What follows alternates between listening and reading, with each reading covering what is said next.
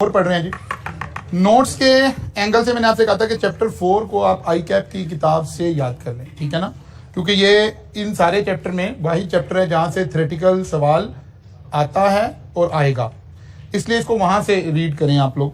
या एक और ऑप्शन आपके पास हो सकती है, आतिफ आबदी साहब के भी इस पोर्शन के नोट्स थोड़े से उन्होंने रखवाए हैं अपनी क्लासेस में, और ये खासा आपको मेरी क्लासेस में नज़र आएगा। इसके अलावा तो लोग समझते हैं कि शायद किसी दूसरे टीचर का नाम लेने से कोई गुनाह हो जाता है या कोई बड़ा कोई काम ख़राब हो जाता है, लेकिन हम इस मिजाज से नहीं हैं। तो आप आबदी साहब के वो नोट्स भी यूज़ कर सकते हैं। मेरी नज़र से मैंने आज कहा है मैं आज शाम को उसको एक रिव्यू करूँगा और मैं यहीं बुक शॉप पर रखवा दूंगा। आप में से जिसे चाहिए होंगे वो उसको वहाँ से कॉपी करवा लीजिएगा, ठीक है ना। वो पूरे एरिया के तो थोड़ा सा, क्योंकि हमें यहाँ ज़्यादा चीज़ें याद नहीं करनी है, समझनी है, अंडरस्टैंड करनी है। तो अगर कोई भी इनपुट कहीं से भी हमें मिल रहा है, किसी भी शख्स ने अच्छा काम किया तो हमें उसकी तारीफ़ करनी चाहिए कि एक अच्छा वो है एंगल है उसमें। तो मैं आज उसको शाम को रिव्यू करूंगा, फिर इंशाल्लाह अगर ज़रूरत होगी तो मैं कल रखवा दूंगा, आपको अनाउंस भी कर दूंगा कि आप वहाँ से ले लीजिए। अदरवाइज सबसे ज़्यादा अच्छी बात यह है कि आई कैप की किताब को रीड करें। चैप्टर 4 में पर्टिकुलरली रीड करें, क्योंकि इसमें छोटी छोटी सी बातें हैं जहाँ से एग्जामिनर कुछ चीज़ें कर रहा होगा। हमने डिस्कस किया था जी कि आईटी के इम्पैक्ट क्या आएंगे। आईटी ने कुछ लोगों को रिप्लेस कर देना है, कुछ को कर दिया है, कुछ को कर देना है, ठीक है। इस तरह की बातें हम सारी इस चैप्टर के अंदर डिस्कस कर रहे हैं। जाहिर है सारा कल्चर, सारी चीज़ें, बिजनेस के हर चीज़ के ऊपर इम्पैक्ट जो है वो हमें आईटी का नज़र आ रहा है। फिर हमने लास्ट टाइम ऑर्गेनाइजेशन की मैनेजमेंट स्ट्रक्चर के एतबार से नीड्स और रिस्पॉन्सिबिलिटीज़ को थोड़ा देखा था। हमने देखा था टॉप मैनेजमेंट की क्या नीड्स हैं, क्या रिस्पॉन्सिबिलिटीज हो सकती हैं, मिडिल मैनेजमेंट की इंफॉर्मेशन की रिस्पॉन्सिबिलिटीज क्या हो सकती हैं, लोअर मैनेजमेंट की क्या हो सकती हैं। हमने बात भी अंडरस्टैंड की थी कि असल में काम तो किसने करना है, लोअर मैनेजमेंट ने या टॉप मैनेजमेंट ने। टॉप मैनेजमेंट ने स्ट्रेटेजिक डिसीजन लेने हैं, लोअर मैनेजमेंट तक वो डिसीजन मिडिल मैनेजमेंट ने उसमें से ऑपरेशनल डिसीजन में कन्वर्ट करके इन्हें कम्युनिकेट करना है, इन्होंने ऑपरेशन मैनेज करना है। यानी ये लोग अगले 3-4 साल का 5 साल का विजन बनाकर इनको दे देंगे, ये उस विजन में से हर साल का बजट बनाएंगे, उस बजट की बुनियाद पर चीज़ों को आइडेंटिफाई करेंगे, इनसे काम करवाते जाएंगे। ऑर्गेनाइजेशन तो ऐसे चल रही है। फिर हमने देखा था जब ऐसे है तो फिर हर लेवल के ऊपर हमें जो इंफॉर्मेशन चाहिए वो भी डिफरेंट है, और जो हमारे पास सिस्टम्स हैं जिनका इन सबका जिक्र हम कर गए थे, मेरा ख्याल है ट्रांजैक्शन प्रोसेसिंग सिस्टम हमने पढ़ लिया था, मैनेजमेंट सपोर्ट सिस्टम भी हमने देख लिया था, डिसीजन सपोर्ट सिस्टम भी हमने देख लिया था, एग्जेक्टिव इंफॉर्मेशन भी देख लिया था, और एक्सपर्ट सिस्टम भी देख लिया। ऐसे ही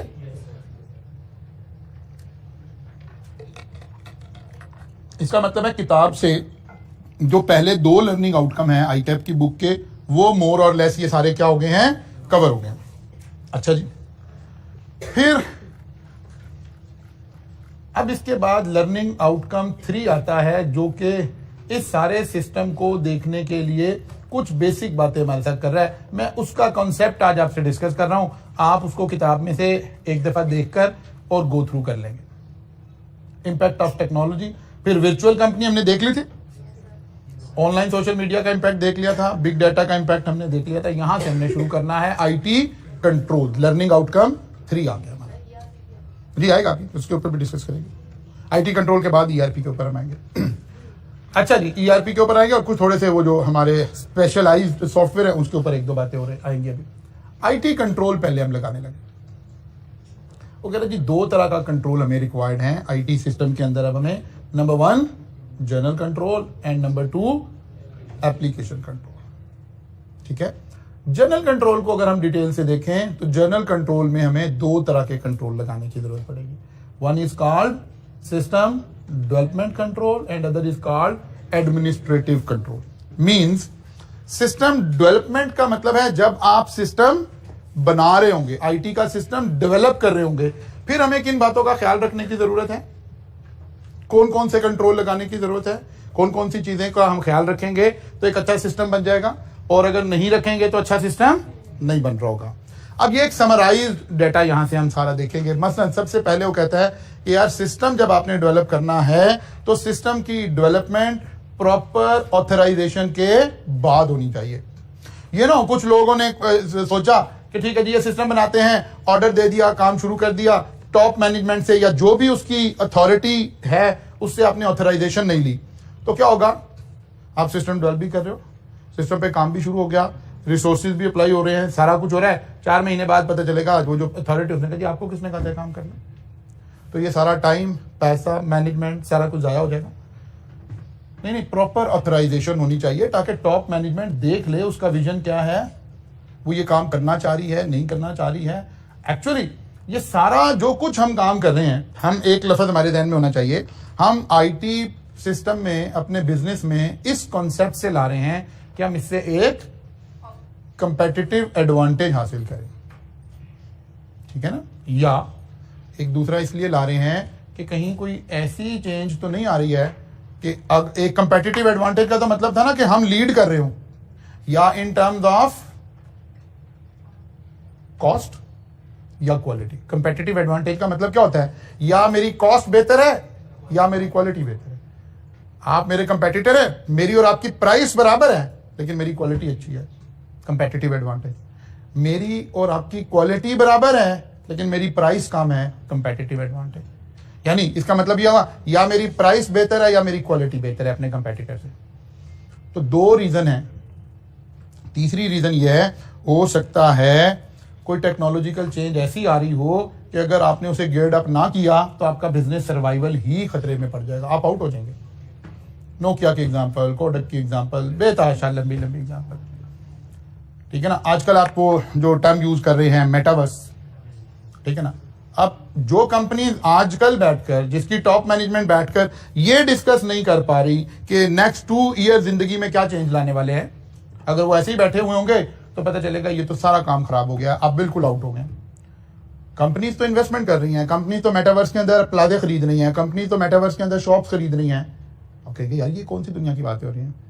एक वर्चुअल वर्ल्ड जो ये कह रही है, विजन ये कह रहा है कि 2 सालों के बाद दुनिया के अंदर सब कुछ वर्चुअली हो रहा होगा। आप कहेंगे सर अभी भी बहुत कुछ वर्चुअली हो रहा है। लाइक अगर हम अज्यूम करें यार हमारी ऑनलाइन क्लास भी है, हमारी फिजिकल क्लास भी है, लेकिन आप सब बच्चे कौन हो जो इस थ्योरी के लोग हो कि नहीं सर ऑनलाइन क्लास बड़ी अच्छी होगी लेकिन सर फिजिकल ही होती है। इसी माइंडसेट के बच्चे ये सामने बैठे हुए ना, जो बच्चे यही तस्लीम कर गए कि नहीं ऑनलाइन में फायदा है, मुझे जाना नहीं पड़ेगा, मुझे, वो तो घरों में बैठे इस वक्त हमारी क्लास ले रहे हैं ना। आप वो बच्चे हो जो ये ईमान रखते हो कि नहीं सर फिजिकल क्लास का नेमुल बदल ऑनलाइन क्लास नहीं हो सकता, या कहते हैं सर हमने पिछली दफा पढ़ के देख लिया है। ठीक है ना। एक्चुअली चैलेंज क्या है, चैलेंज ये है कि जो मेटावर्स आ रही है वो तो क्लेम ये कर रही है कि इसमें सारा टच फिजिकल वाला होगा। आपको ये तो पता ही नहीं चलेगा कि आप फिजिकली वहां मौजूद नहीं है। अभी तो आप घर में बैठे जब ऑनलाइन क्लास ले रहे हैं तो आपको फीलिंग, आपको पता है आप घर बैठे हैं।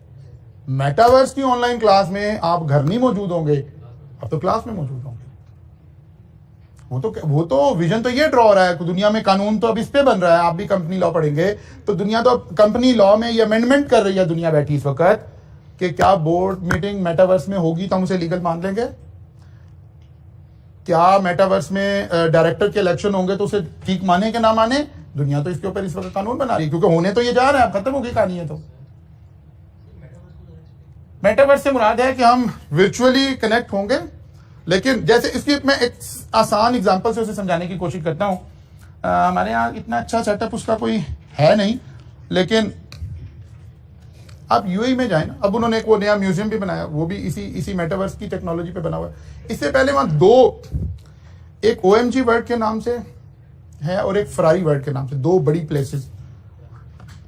तो उसमें क्या करते हैं वो तो एक उनका इंडोर बहुत बड़ा मतलब एक वो सेटअप है जिसके अंदर मल्टीपल चीजें हैं। वहीं पर आपकी वो रोलर कोस्टर और वो सब कुछ भी आ रहा होता है। उसी के अंदर वो आ रहा होता है कि आपको एक रूम, एक जितना बड़ा ये रूम साथ वाला भी कर ले और 2 इधर वाले भी कर ले। एक इतना बड़ा रूम आता है, आप उसमें एंटर होते हैं और ये उन्होंने आपको बनाया हुआ है कि ये आप एक शटल में बैठ गए हैं, स्पेस शटल में बैठ गए। अब आप अपनी अपनी कुर्सियों पे बैठ गए, आप, मैं इस एज में बैठ गया हूँ, आप अपनी वाली एज में बैठ गए और अब ये शटल स्टार्ट हुई है। आप सब 100% इसी फीलिंग में हैं कि यस अब हम फ्लाई कर रहे हैं, अब हमने जनाब ये जमीन के उससे बाहर आ गए हैं, हम मरीख पे पहुंच गए, हम फलां पे पहुंच गए। बैठे तो वही है जैसे हम वो यहाँ पे वो जरा उसका लिमिटेड वर्जन है, ठीक है, ये उसका जरा लिमिटेड वर्जन है।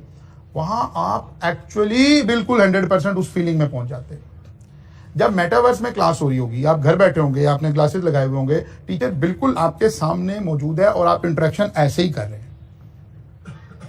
सारे काम फिजिकली वैसे ही हो रहे होंगे जैसे इस वक्त हम कर रहे हैं, फील फिजिकल की होगी, हो वर्चुअली रहे होंगे।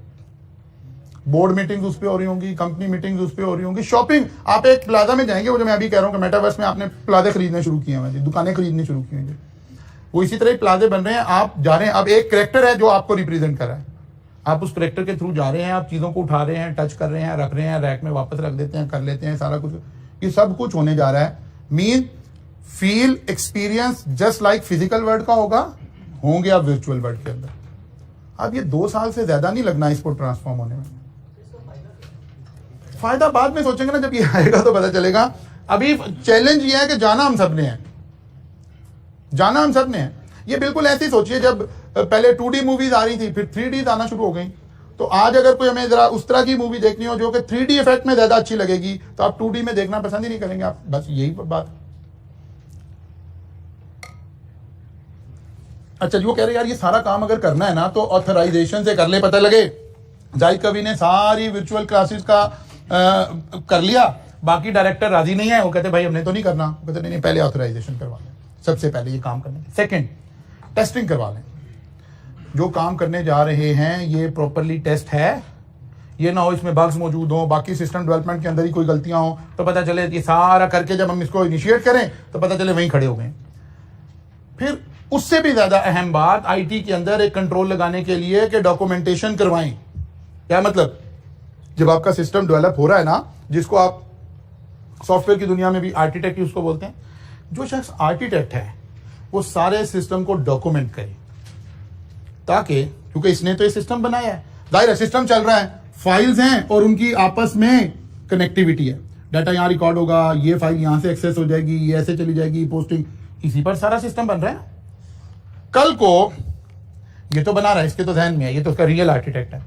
कल को ये बंदा मुल्क छोड़ गया या दुनिया छोड़ गया तो बाद में हमें कोई अमेंडमेंट करनी पड़ गई तो फिर कैसे करेंगे।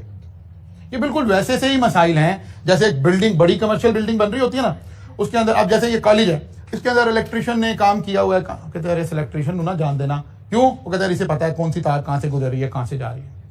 लेकिन अगर ये प्रॉपर डॉक्यूमेंट हो जाए तो फिर कोई प्रॉब्लम नहीं है, वो चला जाए तो कोई बात नहीं, अगले आने वाले को पता है क्या चीज कहां पड़ी है। तो कहते हैं कि सिस्टम की सबसे इंप्लीमेंटेशन के फेज पे बहुत अहमियत की बात है कि वो सिस्टम क्या हो, डॉक्यूमेंटेड हो। अच्छा जी, इंप्लीमेंटेशन एंड ट्रेनिंग। वो कह रहे सिस्टम तो बना लिया है, जिससे आप बनवा रहे हो कॉन्ट्रैक्ट में साइन करवाएं कि यार आप इसकी इंप्लीमेंटेशन करवाएंगे।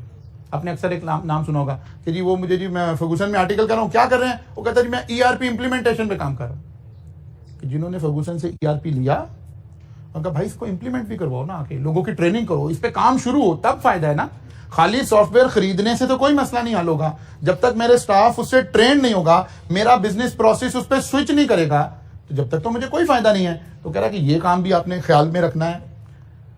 फिर रिव्यूज एंड मॉनिटरिंग, यानी जिसी को हम ऑडिट कहते हैं, आईटी ऑडिट कहते हैं, कि वक्तन फवक्तन आप उसको रिव्यू करें, उसको ऑडिट करें, उसमें देखें कि इसमें कोई खामी तो नहीं रह गई है, कोई खामी रह गई है उसको दोबारा से कर लें, और अगर कोई चेंजेस हैं तो फिर चेंजेस करवाएं, लेकिन फिर दोबारा यहाँ आके खड़े हो जाए।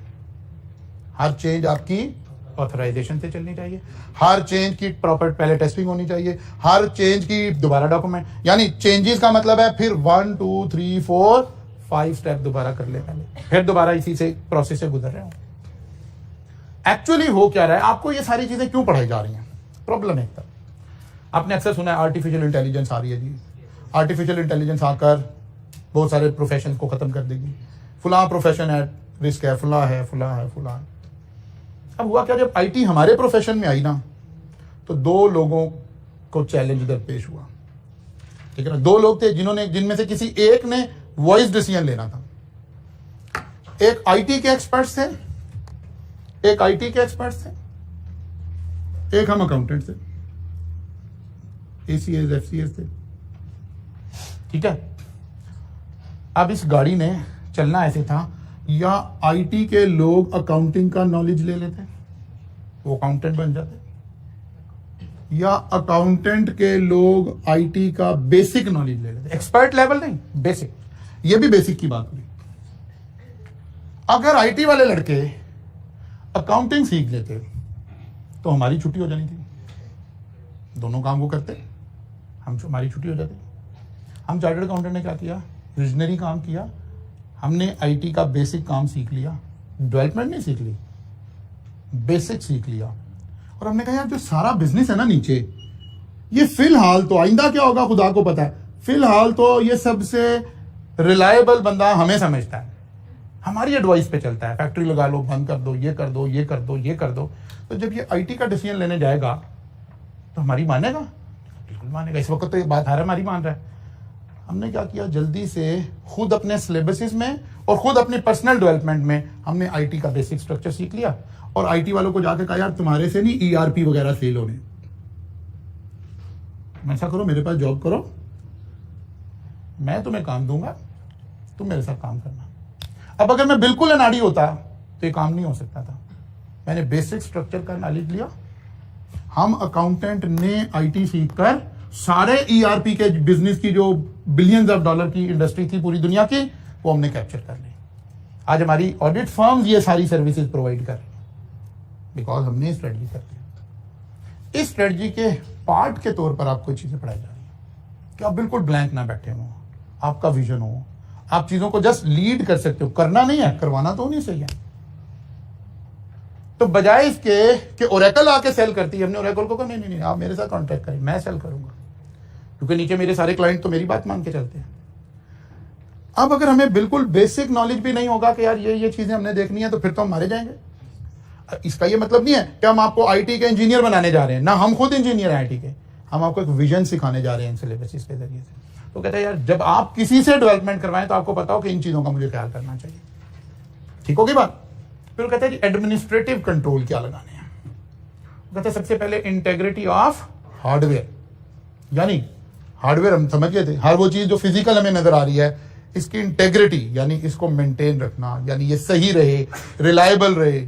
इस इंटेग्रिटी से मुराद यहाँ रिलायबिलिटी है, सिक्योरिटी है। वो कहते हैं फिर हार्डवेयर की दो तरह की सिक्योरिटी रखनी पड़ेगी आपको अपनी ऑर्गेनाइजेशन में, एक फिजिकल और दूसरी उसकी लॉजिकल।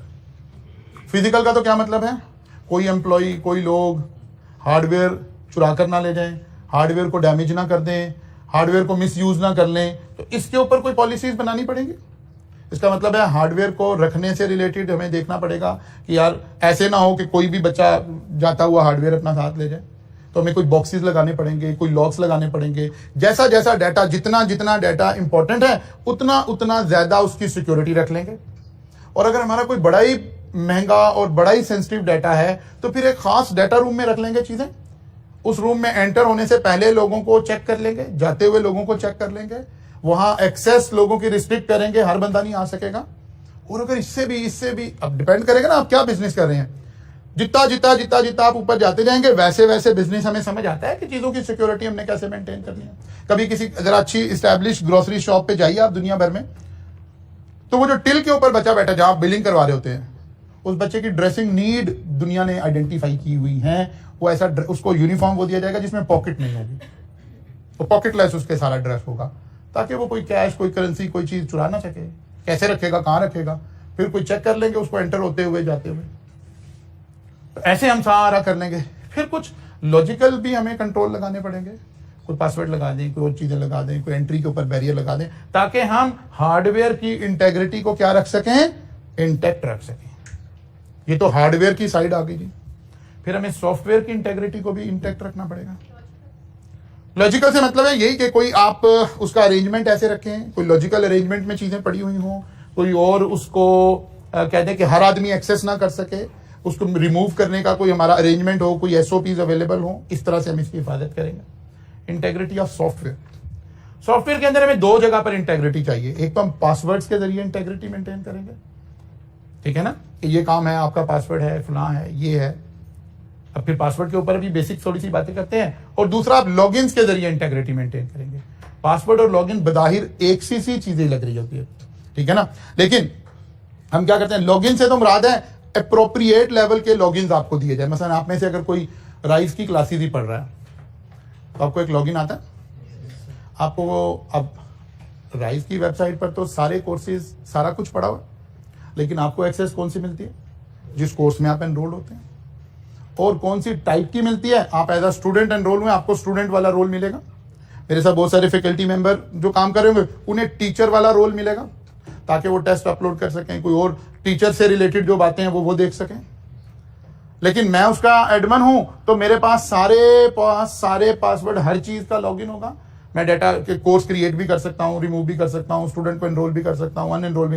लेकिन ये बाकी लोग, ये काम हम लॉगिन्स की मदद से करते हैं, ताकि अप्रोप्रिएट लेवल, वही वाला जिस तरह लास्ट टाइम हम बात कर रहे थे कि ये जो हमारे डिफरेंट लेवल्स हैं, तो इन लोगों के लॉगिन, इन लोगों के लॉगिन, इन लोगों के लॉगिन में फर्क होगा ना। अब ये हर बंदा एक दफा लॉगिन के बाद अपने पासवर्ड से अपने डाटा को इंटेग्रिटी में रखेगा ना। आपने राइज का लॉगिन पासवर्ड लिया, अब आपने अपनी सिक्योरिटी के लिए आइंदा अपने पासवर्ड को देखना है।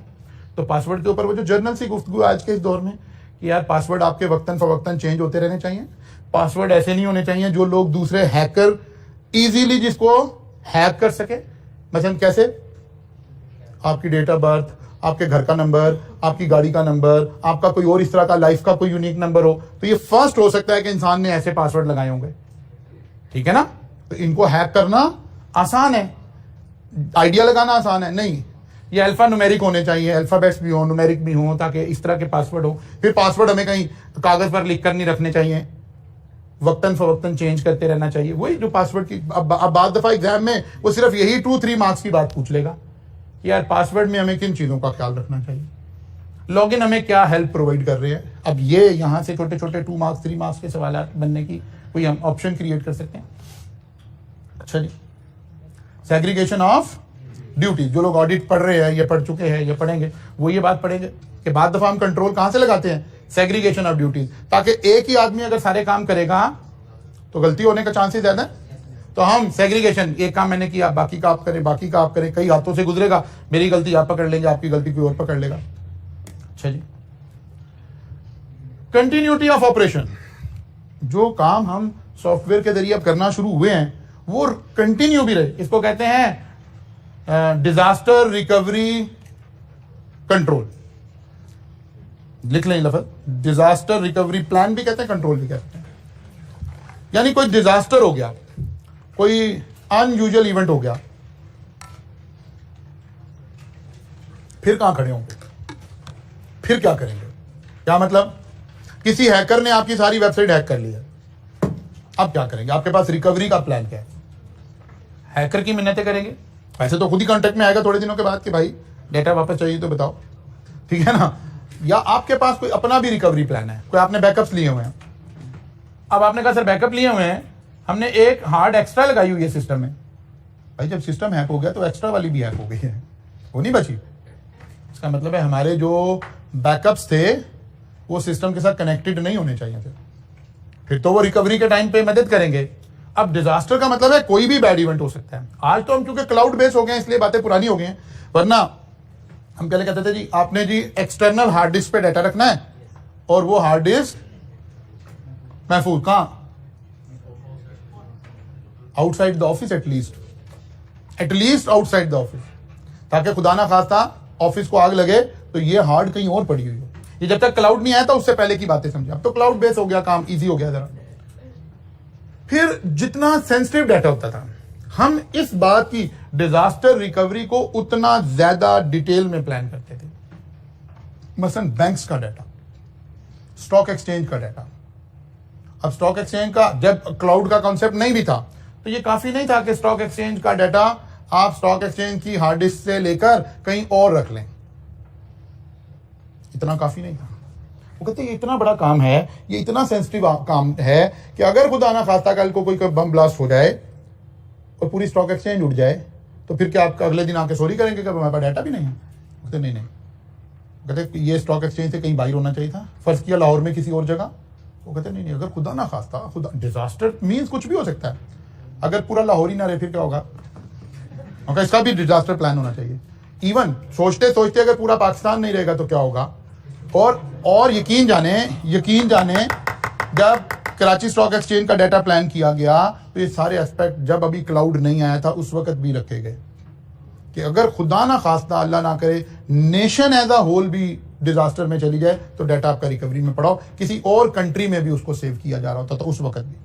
आज तो क्लाउड का कंसेप्ट आगे कहानी खत्म हो गई। अच्छा अच्छा, अल्लाह ना करे कोई ऐसा मामला, डाटा की फिर भी जरूरत पड़ेगी। वो तो दुनिया ना रही ना, तो हमारे खाते आखिरत में भी खुलने हैं, डाटा वहां भी जाइए। तो डाटा की अहमियत का अंदाजा तो इससे लगा लें। अच्छा जी, तो कंटिन्यूटी ऑफ ऑपरेशन के लिए आपके जहन में कोई प्लान है तो कहते हैं फिर क्या करें, बैकअप्स प्लान करें। सबसे पहले कहाँ बैकअप होगा, बैकअप के कुछ फजाइल हमने बयान कर दिए। फिर वो कहता है कुछ एंटीवायरस लगा के रखें अपने सिस्टम में। अब ये वो वाले एंटीवायरस नहीं है जो आप 20 रुपए की सीडी खरीद के ला के रखते हैं। अब मुराद है कि प्रॉपर पेड और उनकी सर्विसेज के साथ, इस एंटीवायरस की कंपनी की सारी सर्विसेज के साथ आपके पास एंटीवायरस हो। लेकिन इसके साथ भी ये भी हो कि यार भाई लोग बड़े स्मार्ट हैं आईटी में, वो एक थ्योरी है ना, जो चीज सोची जा सकती है वो पॉसिबल है। एक फलसफे की एक थ्योरी है कि इंसान सिर्फ वो सोच सकता है जो पॉसिबल है। अल्लाह ने इंसान का ब्रेन ऐसा बनाया है, ये वो चीज नहीं सोच सकता जो इम्पॉसिबल हो। जो आपके ख्याल में चीज आ गई है ना, वो पॉसिबल है। हाँ, अभी नहीं हम कर पा रहे, कोई बात नहीं है, 50 साल बाद, 20 साल बाद, 30 साल बाद ये होना है दुनिया में, क्योंकि ये पॉसिबल हो गया। ये आपने सोचा जब ये वो कहते हैं भाई एंटीवायरस इंस्टॉल कर लें या फायरवॉल्स इंस्टॉल कर लें। अब what is the difference between antivirus and firewall? फिर वही वाला डिफरेंस है, तकरीबन एक सी चीजें हैं।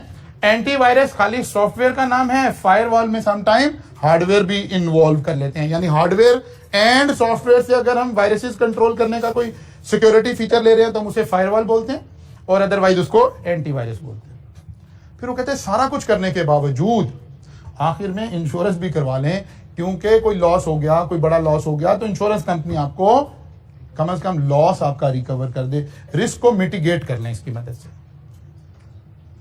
क्लियर होगी बात? अब हमने ये सारा एक ओवरव्यू ले लिया है, किताब में आप चलेंगे तो इसके ऊपर थोड़ी थोड़ी तफसील आपको नजर आ जाएगी। जर्नल कंट्रोल दो हिस्सों में बांट लिया है। सिस्टम को डेवलप करते हुए कौन से कंट्रोल लगाने, ठीक है ना, क्या करना है, ऑथराइजेशन से काम चलना है, टेस्टिंग करके फिर लेकर आना है, फिर डॉक्यूमेंटेशन जरूर कर लेनी है, फिर खाली सॉफ्टवेयर बनवा लिया, बहुत अच्छा सॉफ्टवेयर बनवा लिया जी, कमाल हो गया जी, कंपनी में चलाना किसी को भी नहीं आता, फायदा कुछ भी नहीं हुआ। नहीं, साथ ही आपने इंप्लीमेंटेशन एंड ट्रेनिंग का कॉन्ट्रैक्ट करना है, ठीक हो गई बात। फिर रिव्यूज करते रहना है, रिव्यूज में कोई फिर चेंज नजर आई तो फिर दोबारा सारा प्रोसेस लगवाना है सिस्टम डेवलपमेंट के टाइम पे।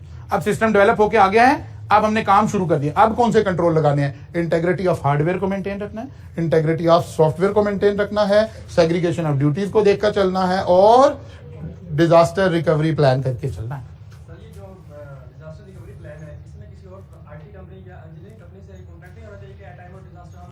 जी बिल्कुल होना चाहिए, बिल्कुल होना चाहिए। वो हम ये भी करते हैं कि अगर मसलन हम ख्याल टाइप कंपनी होती है ना, वापस में भी वो जो मैंने एक लफ्ज बोला ना, रिस्क मिटिगेशन करनी चाहिए, असल में वहां वो उसमें कवर होगा ये लफ्ज कि यार अगर हम दो लोग हैं, यार अगर खुदा ना खास्ता कोई मसला हो गया ना, तो फिर उतने दिन हम आपका सॉफ्टवेयर यूज कर लेंगे। आपको प्रॉब्लम हो गई तो फिर हम आपका सॉफ्टवेयर यूज कर लेंगे। रिस्क मिटिगेशन से मुराद ये भी, ठीक है ना, इंश्योरेंस लॉस को रिकवर करने का तरीका। ये जो बात आप कह रहे हैं, ये प्रोसेसेस को स्ट्रीमलाइन करने का जरिए। मतलब फर्स्ट हम ऑनलाइन सर्विसेज प्रोवाइड कर रहे हैं।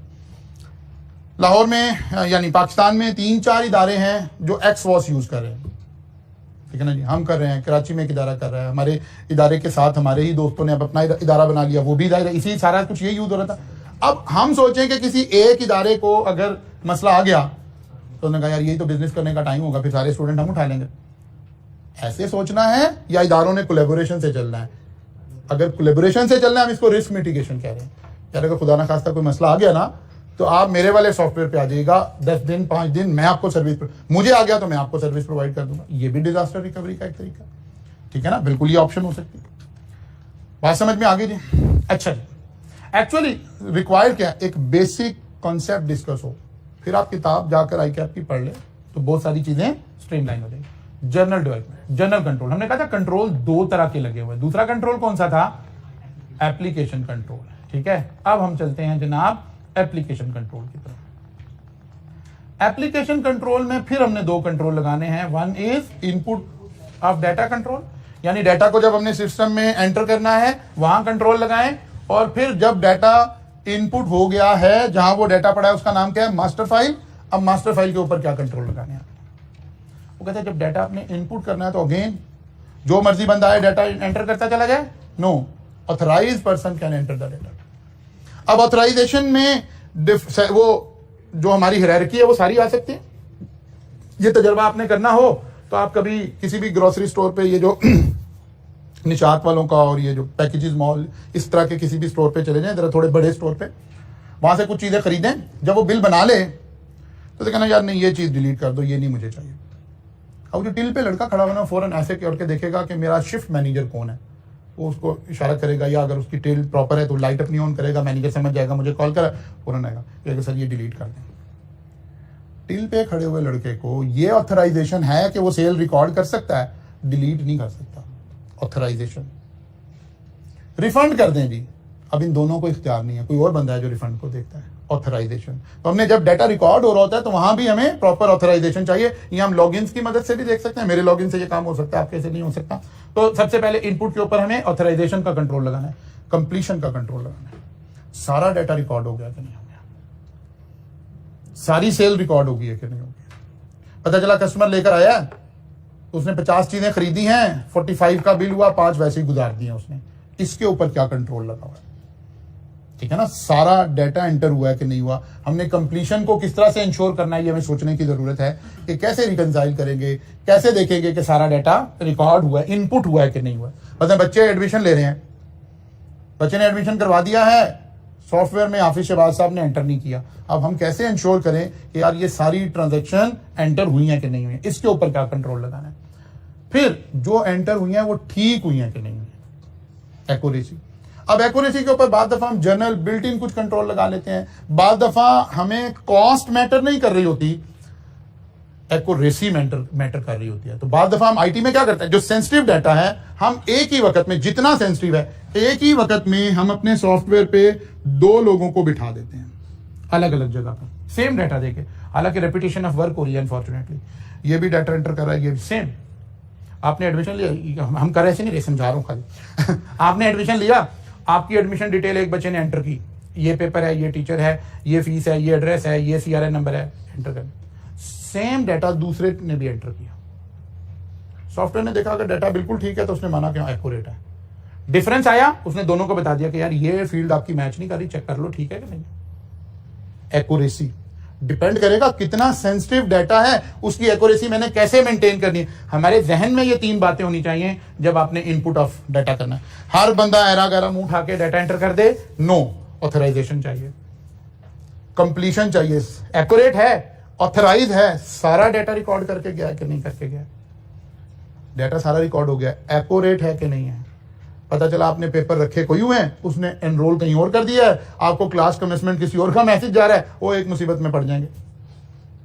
तो कैसे मेंटेन करना है, कैसे चीजों को करना है। अब जरूरी नहीं हर जगह एक ही तरह से कर रहे हो, ये कॉन्सेप्ट है कि यार ये चीज देखनी है। मतलब हम ऑनलाइन फॉर्म बच्चों से ले रहे होते हैं, बच्चों से फॉर्म आया, उसके ऊपर लिखा हुआ है मैंने ये पेपर रखा, बच्चे ने खुद डाटा फीड किया, लेकिन बच्चा भी माशाल्लाह बच्चा ही, वो लिख देता है कैफ 3। जब क्लासेस शुरू होते हैं कहता सर मैंने कैफ 4 में एडमिशन लिया था, आपने मुझे 3 में डाल दिया। उसको फॉर्म दिखाते हैं, ओहो सर ये तो गलती हो गई। हाउ टू एंश्योर कि जो डाटा मैं इनपुट कर रहा हूं वो एक्यूरेट है कि नहीं है। तब हमने कॉलेज में पॉलिसी सेशन में बनाई, पिछले सेशन में हमारे साथ ये काम हुआ कि बच्चों ने जो लिखा हुआ है उसको कहें कि ये तो हमारे से गलती से लिखा गया। तो एक फॉर्म आता है, पहले बच्चे को कॉल जाती है कि बेटा आपका ये फॉर्म रिसीव हुआ है, आपने ये पेपर रखे हैं, इसी टीचर से रखे हैं। वो कहता है हाँ। अब ये बच्चा उसको वहां पे एंटर करता है, फिर उसके बाद उसको एनरोल करते हैं। हमें ये बताओ कि यार ये वाले इश्यूज हैं, सॉल्व कैसे करने हैं ये नहीं बताया जा सकता। ये तो टेक्नोलॉजी, आज जो हम बातें कर रहे हैं, आज से 1.5 साल बाद ये लेक्चर कोई सुने तो कहना लो सर बड़ी बातें बता रहे थे, क्योंकि टेक्नोलॉजी चेंज हो गई, कहीं और जा चुकी होगी। नहीं, हम ये नहीं पढ़ रहे, हम पढ़ रहे हैं ये बातें तवज्जो तलब हैं, इनको फोकस करना है। मेंटेन कैसे होना है, उस वक्त के जो टेक्नोलॉजिकल टूल्स होंगे, मतलब आप पढ़ आज रहे हैं, आपने लाइफ में ये बातें आज से 5 साल बाद इस्तेमाल करनी है। इनमें से तो 5 साल बाद तरक्की होकर बहुत आगे हम जा चुके होंगे, लेकिन कॉन्सेप्ट यही होगा कि 3 चीजें हमने देखनी होंगी। ये पढ़ाया जा रहा है। अच्छा जी आगे चलते हैं। मास्टर फाइल कंट्रोल अगेन, अब जहां डाटा पड़ा है हर एरर वगैरह वहां चला जाए, no, only authorised person can access the data. बाद दफा जो बच्चा डाटा एंटर कर रहा होता है, जैसे ही वो एंटर करता है उसके फौरन बाद उसकी ऑथराइजेशन खत्म हो जाती है। मैंने अभी आपको बात समझाई है, अभी एक लम्हा पहले उसी सेल वाले टिल वाले बच्चे ने वो एंटर किया है, लेकिन डिलीट करने की अथॉरिटी उसके पास नहीं है। Authorised person can do it. हमारा बच्चा एनरोल कर रहा है, बच्चों को वही एनरोल कर रहे हैं, लेकिन जैसे ही एनरोल हो गए उसके बाद उन बच्चों का डाटा अब हर बच्चे के पास हो नहीं, हर बच्चे के पास अब ऑथराइज लोगों के पास होगा। अच्छा जी, कौन सी डिटेल किसके पास होगी? जिस बच्चे को मैसेजेस करने हैं उसको आपके नंबर तक एक्सेस होगी, लेकिन जिसको मैसेजेस नहीं करने उसको आपके फोन नंबर की एक्सेस नहीं होगी। फिर ही तो निजाम चलेगा ना, ऑथराइजेशन। अच्छा जी, डॉक्यूमेंटेशन, अगेन मास्टर फाइल की डॉक्यूमेंटेशन आपके पास हो, कहाँ से डाटा आता है, कहाँ सेव होता है, क्या हमारा आर्किटेक्ट है, ताकि हमें पता हो कल को कोई मसला हो गया तो हमने इसको कैसे हैंडल करना है। फिर पासवर्ड्स लगे होने चाहिए, पासवर्ड के फिर वही फजाइल होने चाहिए जो पासवर्ड के अंदर क्वालिटीज होनी चाहिए। फिर चेक्स ऑन अमेंडमेंट, कोई बंदा अमेंडमेंट कर रहा है उसके ऊपर हमारा क्या कंट्रोल है। फिर हम इन सारी बातों को पीरियोडिकली रिव्यू कर रहे हैं, जब रिव्यू करें तो फिर वही बात है कि इस तरह से सारा। तो ये ओवरऑल लर्निंग आउटकम 3 में ये सारी बातें लिखी हुई हैं, इसको आपने जाकर आज जो है एक दफा डिटेल में देख लेना है। यहां से हमें समराइज जो एप्लीकेशन रिक्वायरमेंट है वो सारी पूरी हो जाएगी। यहां से सवाल में जो चाहिए वो सब कुछ यहां से पूरा हो रहा है, लेकिन जब वो कहेगा कि नहीं नहीं पासवर्ड में क्या चीजें ख्याल करनी चाहिए, फिर इसके लिए हम बुक से कहीं से 2-2 लाइनें बुलेट्स पॉइंट ही लिखे हुए हैं, बुक में भी इतना ज्यादा मसला नहीं है, वहां से आप इसको याद करेंगे। कल मुलाकात होगी इंशाअल्लाह ताला, यहां से आगे चलते हैं।